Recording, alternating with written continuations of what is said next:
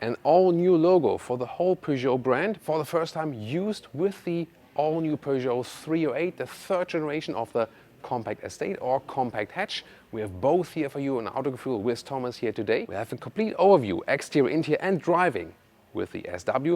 Also a look here at the 308 hatch. And this episode will be even more interesting here because we will have the predecessor version, the second generation, in the driving part, so we can really compare it to the new generation, both as plug-in hybrid and as petrol, and we'll also have a comparison to the Seat Leon in driving.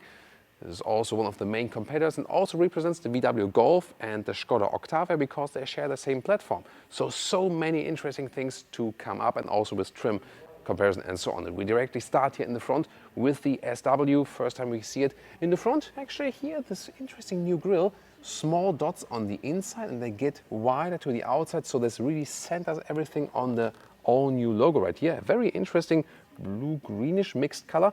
The favorite color for me would of course be Vertigo blue. We know that already from the predecessor. This is the typical Thomas blue in Autogefuel. Yeah, so that's the first time here for the estate. How does the hatch look like and are there any differences?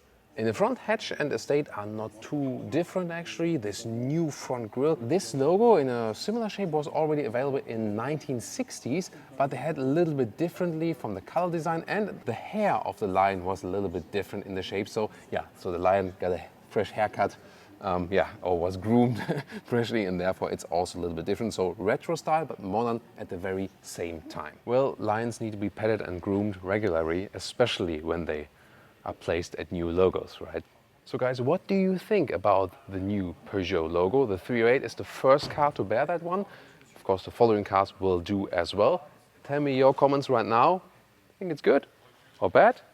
Really looking forward to it. The daytime running light, really spectacular here in this vertical shape. And headlamps come standard with LED, optional. You can also see them right here, the matrix LED with an elaborated high beam function. And when the turning indicators are activated in a spectacular way, they replace the daytime running light, this vertical style. Wow, that looks really fancy. And these are the turning indicators here in the rear. 4.37 meters or 172 inches is the length here of the 308 hatch. It's a little bit grown in length and also grown in wheelbase. This will have an effect on the rear seating. Wheels come from 16 to 18 inch. These ones here are the biggest 18-inch wheels, and both in the side profile and in the rear, unlike in the front, the hatch and the estate are really different. Here the hatch has the typical C shape here at the back window. This could be painted a little bit better. I think here just the high gloss you just have at the lower end. So this is a crucial difference. And the really spectacular rear we can see right there. They worked on the structural rigidity of the chassis, by the way. We will soon see that while driving. And here, these new tail lamps, very modern, beautiful structure. And the hatch has this black part that goes all the way across the vehicle, connects the two tail lamps. It will be different in the estate, showing you very soon. And especially if you look from here to the side, actually, that's a very interesting shape they have here. So actually a sculptural work, however. Autogefuel fake exhaust police alert, because this one here, pure fake exhaust graphic. Yeah. And 4.64 meters or 183 inches for the estate model, the SW or SW, as the French would say. So 27 centimeters or 11 inches longer than the hatch version. And I think really interesting, they do differ quite a lot. Not so much in the front. We also have the 18-inch wheels here and also the new Peugeot logo at the side profile right there. Then this one here has roof rails, and you can see here in this area, this is really different. So whereas the hatch more had the C shape, here we have a more dynamic shape for the station wagon. That's really interesting. And the really sharp design lines right here. And the differences will be even more interesting in the rear. But what do you think here about the design for the 308? Would you go for the hatch or here for the estate? Tell me in the comments. Come closer for the rear of the estate. Wow, look at that. I mean, this integrated rear wing, it's almost like a ducktail of a sports car or something. Adrian just told me that, hey, doesn't it look like a Ferrari 812 or something like this? Adrian will join me later also for the driving part. Yeah, I think you can really argue about that, but I think this integration of the wing is very well done. And this is totally different here with the estate if you compare it to the hatch. The lamps here, however, tail lamps are actually the same. Then we have in the GT version or GT pack this contrasting lower part here. So overall, I think design-wise, especially with the estate, I think they really nailed it. Or what's your take here? And now coming to the interior part, let's take a short comparison look. First here, the outgoing model, the 308 second generation, and one of the main competitors, the Seat Leon, here as FR trim. And finally, the all-new Peugeot 308, where we can see a clearly more sophisticated interior design comparing to the predecessor, and also better build quality. The key fob form itself is not really new, but it also features the new logo right here. And you know, famous Autogefuel test here, door closing sound. That's really solid. Sounds very nice. As for seats, today we have first of all the Allure seat with fabric and leatherette. Then basically the same form goes with the GT, but the GT has microfiber accentuations together with some fabric, and the, let's say, plain GT seat here is normal finished in the front like this with microfiber, no enlengthenment, whereas in the GT pack, so that's an even higher trim, here the basic same seats, but then the front part you have this additional element, and by this you can make the front part even a little bit longer or then push it in again, and that is really good, especially if you're taller. By the way, also this one really soft, but it's all leatherette, so no animal material used for the seats. And indeed, the GT pack seats to me bring most comfort, even though they are all somewhat same in the form, Allure, GT and GT pack. Due to this additional element and also the nice microfiber surface, to me it just brings most comfort, especially for taller drivers. So I really feel, you know, very good right here. Steering wheel up and down, in and out. This, doesn't feel too good. However, all prototype vehicles here are very early stage vehicles today, so we hope this can be still fixed. But definitely very good seating position. The question is, what about the rest of the interior? Of course, really unique, this iCockpit. Interior overview here with this steering wheel. We know a little bit, some kind of from the 508. Really cool, gaming alike. New assistance systems also with semi-autonomous level 2 functions that will be coming up. GT badge right here because it's a sporty version. Then the digital instruments, they come in 10-inch, either 2-dimensional or 3-dimensional. Hard to pick it up on camera, but it's kind of like 2 layers, really interesting. And you can also switch some of the views on the inside. On the right side here, also 10-inch infotainment system here now, Apple CarPlay integration or Android Auto, also wirelessly. And then these are 5 hotkeys here, well, 1, 2, 3, 4, 5, and then another home button. And this is optional, coming beginning from the Allure trim level and here also in the GT trim level. And this is actually a very interesting idea. They're really large, so you can press these and then you directly hop to that. And there's still this old trick with a 3-finger system when you are inside the Peugeot system here. When you're somewhere around 3 fingers, will always go back to the main menu. And then there are also some hard keys here in the lower end, for example, to access the climate menu. This is always the case, and these then here are optional. The only thing is that they collect a lot of fingerprints and stuff. And good to have the volume knob still here in a manual way. In the lower end, you have here the shifting lever that saves space and also for the driving modes to switch, for example, to sport mode. Then you have a USB charger here, but also inductive charging pad in the front part. Cup holders are adaptive. And last but not least, you have here this armrest, and that can be opened in a split way and with another USB charger. And close up here, infotainment system. Once again, these hotkeys are really kind of fancy, and they're also, they don't have a haptic feedback, but the acoustic one. And climatization then is like this. And this is of course somewhat a problem while driving, not too easy to do that. So I would have preferred manual climate knobs at some point, like the manual volume knob. So that's my criticism point. The sat-nav, actually, it's definitely a step forward. You can see here how fast it is, but here the pinch and zoom could definitely be a little bit more responsive. But overall, a big step forward here, and the Apple CarPlay integration is also quite nice. And there's also the focal sound system here. And let's go with here. And we actually have a quite decent sound here. We've heard better ones, but of course also definitely worse ones. Focal sound system, definitely if you are a music lover, should go for that. Easy to go back here and to go to the home menu. once again right here. This is maybe not the best as for the overview, but here you can have this more classic menu. And in the hybrid, you also have an energy meter right there with some interesting illuminations. There you can see when you have the hybrid version, also front wheel drive only. So this is a pure front wheel drive platform so far, at least. So it also powers then the front wheels. And here you can also go to these e-save modes that you can save battery for later or even charge it while driving. Of course, that's not so efficient. Now to the rear compartment. And the question is also difference, hatch, der Berlin as the French say, and also with the Estate. How is it different? First of all, doors here, a hard pack at the inside at the rear, but that's in this segment also quite common. And then here in the hatch, the, let's say, smaller version, the wheelbase actually is a little bit shorter here, but the knee room here, knee space, is the same, both for hatch and Estate. That's very interesting because the longer wheelbase for the Estate goes only in the trunk. So it does work here with 186 or 601 with two tall adults directly behind each other. This seat is set to my driving position because they have, you know, this recess here, back of the seat, so it works with the knees. But just when I hold them a little bit to the inside, to the outside, they hit it right there. And headroom, yeah, exactly fits.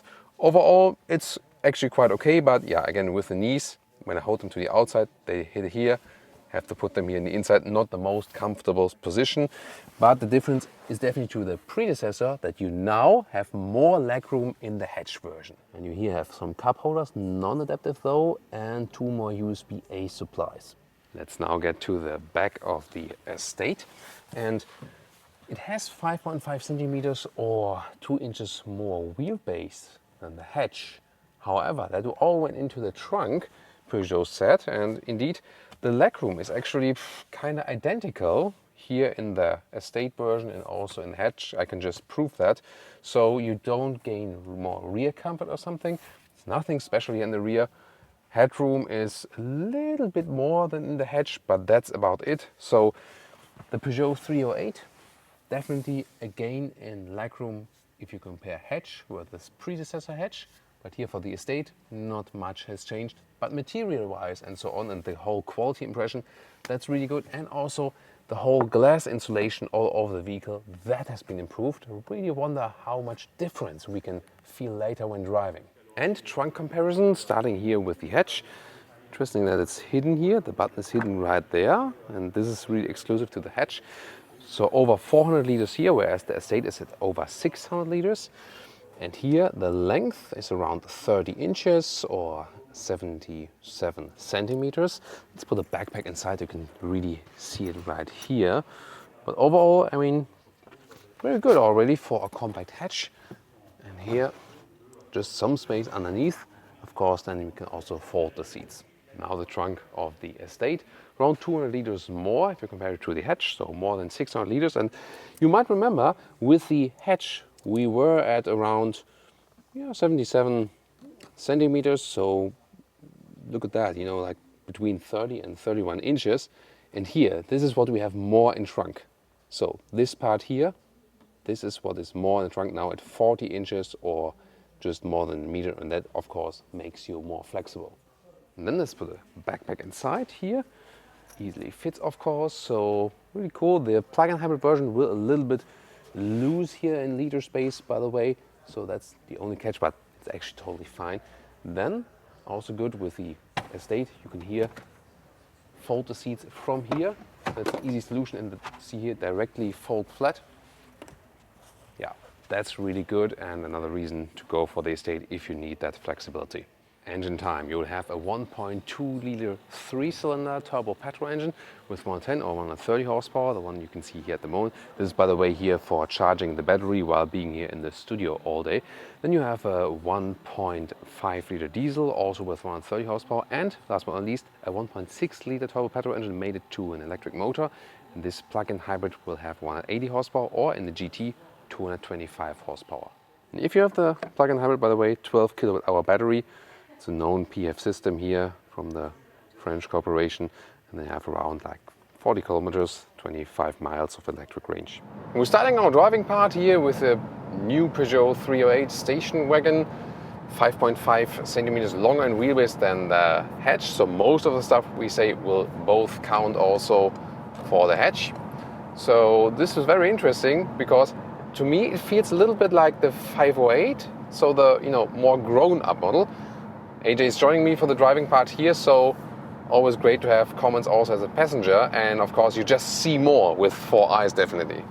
So the first thing I noticed driving the new version here, the noise insulation is better now, although this still has some camo wrap, which is not the best, for the noise behavior and stuff.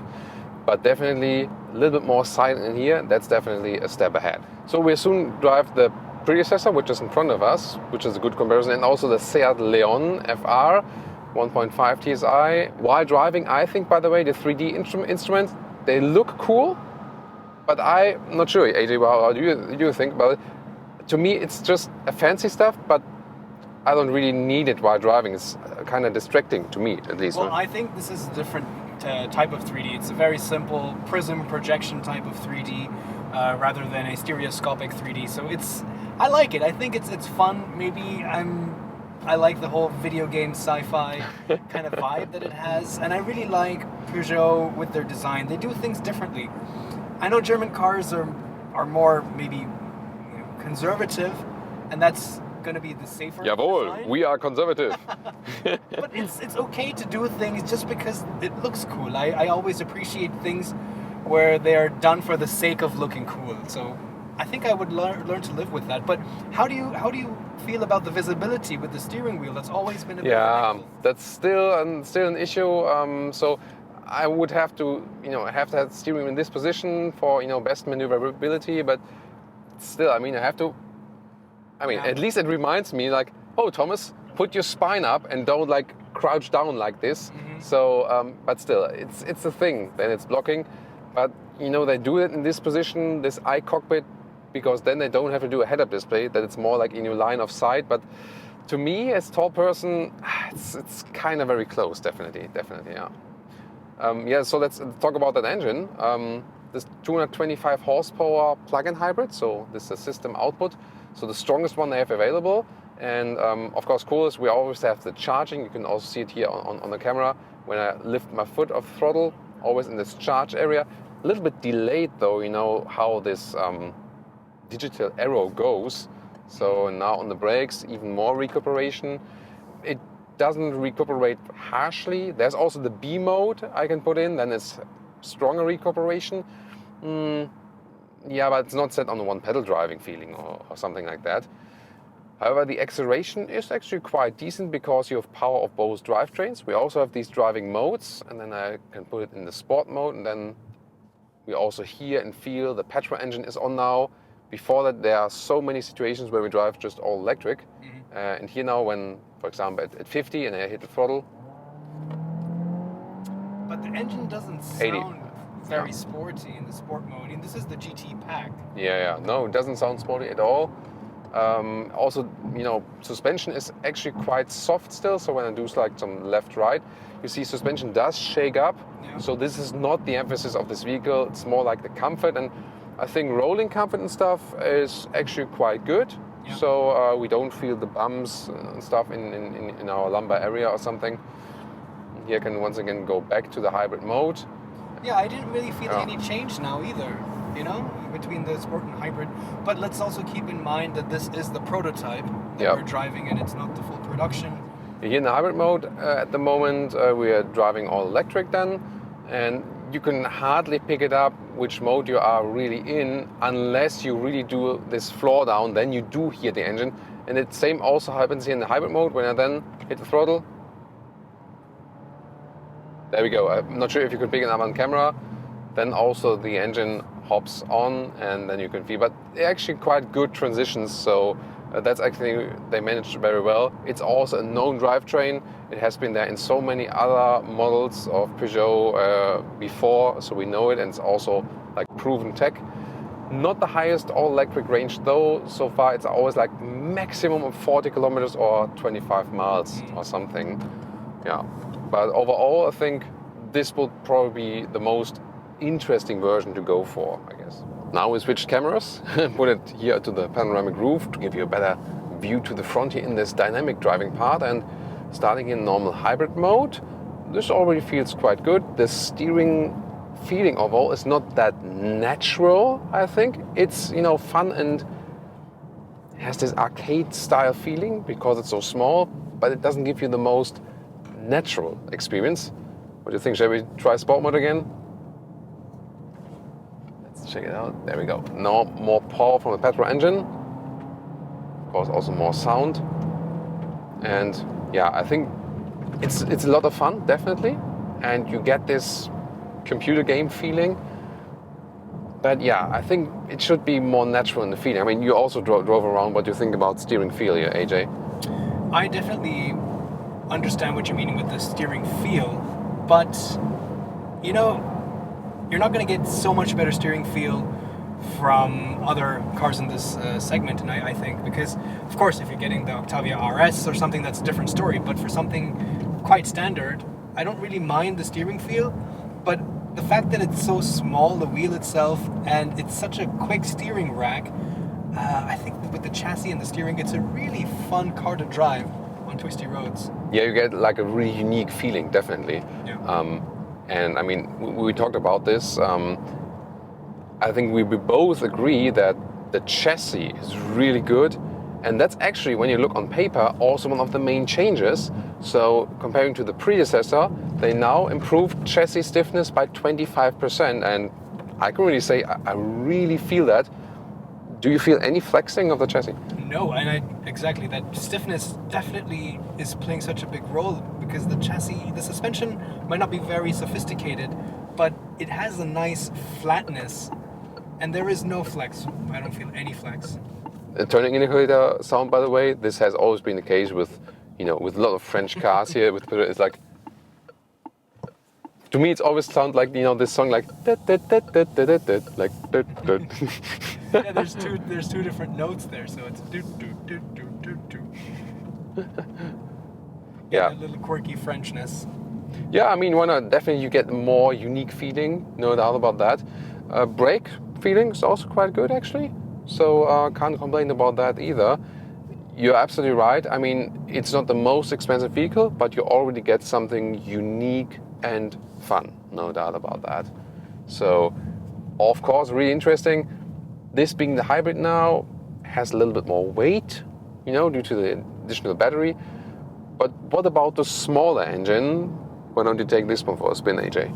So what we've done now is we came from the plug-in hybrid, 1.6 liter, 4-cylinder petrol engine plus electric motor, all front-wheel drive, 225 horsepower. Now switched to a more, let's say, basic version. This is the 1.2 liter 3-cylinder petrol engine with 130 horsepower, and also not the GT anymore, but the Allure.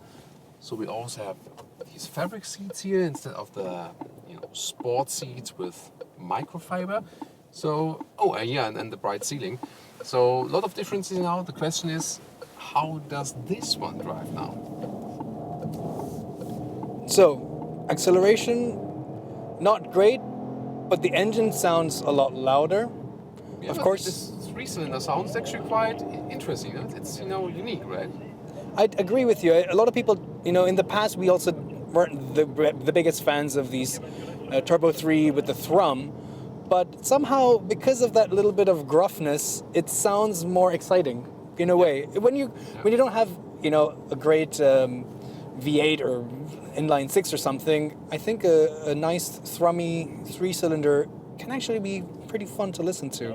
Yeah, I think the acceleration here for lower speeds and for like inner city, countryside and so on, this was actually totally fine. We also have the automatic gearbox. This, the new 308 can also be bought, of course, with the manual in low spec versions, but here also with the automatic gearbox. And I think the gears, to me also as a passenger here, was actually quite smooth in the transition, Mm-hmm. Oh, how do you feel? Yeah, I think it's pretty good. Let's go into sport mode now that we're on a little bit of a winding road. It's shifting down earlier. You felt that, Shifts down earlier. I do have paddle shifters as well to take control. But there is definitely a lot of top-end, mid-range to top-end power in this 3-cylinder engine. So it's nice because you get the engine revving, you hear the sound, and that gives you that little bit more power anyway in the top end. So I think it's a bit sporty that way. So I would say, I'm not sure if you share my opinion, if you want to save some money, don't want to get the the plug-in hybrid because of the higher entry price, I think this engine will be absolutely fine, right, power-wise. Yeah, as long as you don't expect to be doing 170 on the German Autobahn and then put your foot down and feel that surge, then no. It's going to lose wind around 130, and then beyond that, it's really struggling. It's out of breath. But yeah, like I said, within the city and on country roads, it's fairly plenty. AJ is turning it up now. Woo! What do you think about the handling in the corner, It feels light. It's the combination of the lighter steering wheel, I guess. It's also a pretty sharp rack. I mean, it's very agile. I think this like the small steering wheel. Small steering wheel. It's just so much fun. It's like this go-kart feeling. Exactly. Right? Yeah, I was not expecting. I mean, the plug-in hybrid, electric power, instant torque, 225 horsepower. It's expected that it's a little bit sprightly. But here, yeah, so roll-on acceleration is not great. Definitely at 110 kilometers per hour, and you floor it, you get that 3-cylinder thrum, and roll-on is not that great. But at slower speeds, it's still pretty sprightly. It's got good pickup and go. But steering, I really like the steering. And yes, you don't have like that really sporty suspension. This is not the GT pack anyway. But so far so good. But let's talk about that steering wheel again. It's such an interesting, quirky shape. It's a, what does they call it? Squircle? Because it's like a square and a circle together. It's squircle. Can you see like above it when you're a little bit shorter than I'm me? a little bit disappointed. You're right. The 3D sounds, looks fun, sure. But even this, which is not 3D, I just cannot see I can't see the speed. You need to put the steering wheel lower, so there's no other. You still have some space. I can move it lower. Don't do this at home. Don't adjust the steering wheel while driving. It's not that good. This is only in professional hands. It's a prototype, Yeah. But yeah, with the steering wheel all the way low. Doesn't look too bad though. It's not that comfortable. Do you think, you don't have to put your hands that high, so... yeah, I can hold it like this, but then I feel like I'm driving a shopping cart. Always like at 3 o'clock, 9 o'clock, right? Yeah, and now this feels a little bit too low for me. But this is the only way I can actually see the dash. How low can you go? How low can it go? Well, yeah. All right, let's put the money where the mouth is, because we're sitting inside a Seat Leon FR ETSI, the 1.5-liter turbocharged 4-cylinder petrol engine with 150 horsepower. We have the DSG as well. I'm in sport mode. So, how does the 308 compare? Thomas, what is the first thing that we noticed and we immediately talked about when we switched over to the Seat? Yeah, we just passed the motorway and we are really astonished. The 308, the new one, is really more silent, especially at higher speeds. So clearly, this one was noisier on the motorway. And the Leon is not famous for being a noisy car or something, so really Peugeot stepped up the game, great noise insulation, so the Leon is noisier in comparison here to the new 308. That's already one of the very big interesting findings. And let's keep in mind the 308 has a lot of camo, so the wraps, it's a sticker basically on the entire exterior of the car. There's folds, it's coming undone in places, it's not completely sealing all the creases, so there's a little bit of noise and humming because of that, and still it was much quieter. But another interesting thing, and Thomas, you and I were discussing this while we were driving, is the interior. I personally find this interior a bit bland. And that's not to say that this is a bad interior, it's very functional, but this is a Seat, so there's hard plastic here, and my knee is resting against that. After a while it gets a bit painful. And I know the 308 is also not such a big change, but somehow it's a bit more playful. Definitely more playful. This is more conservative, but also clean in a way. Well, that's the power now of the 4-cylinder here. This engine is very good because it can be really fuel saving with this new mild hybrid technology. It's working very well here. You can score some 4, maybe 5 liters in 1 kilometer. So if you, of course not right now here, but in general, it's a very good fuel saving engine. That's cool about that. So back to the interior, like from the interior styling, I like this one better because it's just, you have a better overview, it's cleaner, the instruments are better integrated, Definitely. clearer to read.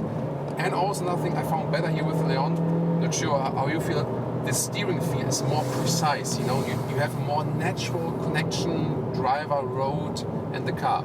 Yeah, let's talk about that now, because we were both very impressed with the steering and the chassis of the new 308 as well. And this, as I've always said, and I really like Seat Leons because they're a little bit more of the sporting, younger, athletic cousin to the Golf, I would say. And true, it's still the same really capable machine. But again, it shows that, you know, you don't need DCC. Because I think the chassis in the 308 is as good as the Leon with the FR. I mean, we have the DCC here, this is the adaptive suspension. So Peugeot does not offer that. So we have the possibility here when we're in sport mode, not only gears turn up higher, you hear that now, when AJ Fawcett, but also we have way less body roll. That's the thing. I mean, like we have to split like chassis-wise, like the hardware. It's really excellent in the Peugeot, and it's also good here. But since we're more adaptive now here, the car just stays more upright, you know? So especially here in the sport mode, I think that is where the Leon actually has an advantage. Fun factor-wise, what would you say? For me, I like the 308 a little bit more, especially that smaller three-cylinder engine, because it has that lighter, spirited feel. Sure, the engine can get droning, and we're driving in an enthusiastic manner. It doesn't mean, even I never drive like this all the time. So you want a more quieter engine, and this is very smooth. No, of course, he doesn't drive like this. But the steering is definitely slower. The FR with the progressive steering, it's great. But the smaller steering wheel and the fast rack in the 308 just makes it feel so much more on its toes. Yeah. You know, like a basketball player, just ready to sidestep at any time. This is sure-footed, but it takes, you see, I need to shuffle my hands to get more lock. But definitely the visibility to the dials is better because you don't have such a tall dashboard in this. I have much better visibility out front. So for me, the biggest takeaway is how nice with just hardware, like we were saying, the good compression and rebound damping in the new 308 with the new chassis and the sound insulation. Yeah, I mean, it's not only wind noise where the 308 is better, also, especially that has been the common thing with the Leon and the Octave and the Golf. From the rear axle, you have these low frequency sounds when we're going over some bumps. You're like, just like really subtle, like a little bit of a bass sound or something, and you feel that here way more than in the 308. So definitely what I take away from the 308 is more silent, both from the wind noise and also from tire rolling and suspension noise, I would call it that way. So that was, you know, really interesting, fun, I think both. So you prefer the steering of the 308, I prefer the steering feel of the Leon though. But the 308 is more unique in its, you know, steering character. Chassis-wise, both good. Suspension-wise, I have to say the 308 is good, but more in a comfortable way. I think here, of course, you have the optional DCC, which is still an option. And if you have that one, even less body roll, especially in the sport mode. So this, again, where the Leon leads it a little bit more. Yeah, the question is, I think, what are you using the car for? So. I think we both say that the 308 offers more comfort, and here the Leon, if you go especially with the DCC, offers a little bit more sporty driving, you know, characteristic. When you need that. Yeah, if you want to have that on demand. So that's, I think, really interesting. And seating comfort-wise, I was really surprised about that. The Allure seats in the 308 are somewhat close to these ones here. These are also the ones with microfiber in the Leon, also beautiful. But the new sport seats in the 308, to me, offer actually the best comfort here in this comparison. And, I mean, we didn't plan this one here to come out as a comparison review, but it's surely what it is. And I mean, super interesting impressions for both of us, and surely also for you guys, right? So we now switch to the second generation 308, the new one, the third generation. So this one then here, the predecessor of the new model. Very interesting, because at first, you know, we kind of thought, yeah, you know, it's more an evolution, not that much change. But when you really sit in the older model, the changes are really more crucial. So noise insulation wise, this one is way louder. How did you feel that? Yeah, absolutely. So I think just again to show how the new 308 is so much quieter. Yeah, and I mean, steering is also, really small and so on. This is not the biggest change, I would say. However, the new one, the new 308, more feels like a little smaller 508, and this also speaks for how more sophisticated this new model is. The instruments are also a little bit more present, better to read than in this one. The position, however, is somewhat the same. Of course, fancy infotainment system. And one of the main changes to me is the seating comfort in the new one is way better, especially with these sports microfiber seats. These have the best comfort. Here, especially like the position with the foot and so on, I feel somewhat cramped. Yeah, and of course, the big topic was the chassis flexing. So it's not that you would feel that the car is really much flexing here or so, but you somehow feel that the new one more follows your commands. Or how do you perceive it? Yeah, I think the new one is definitely more responsive, and there's a little bit of sluggishness, there's a little bit of vagueness and disconnect because of the steering geometry, the chassis, the stiffness, and all of these different elements. And yeah, talking about the interior, you said it's not so much of an evolution, but it's a bigger step.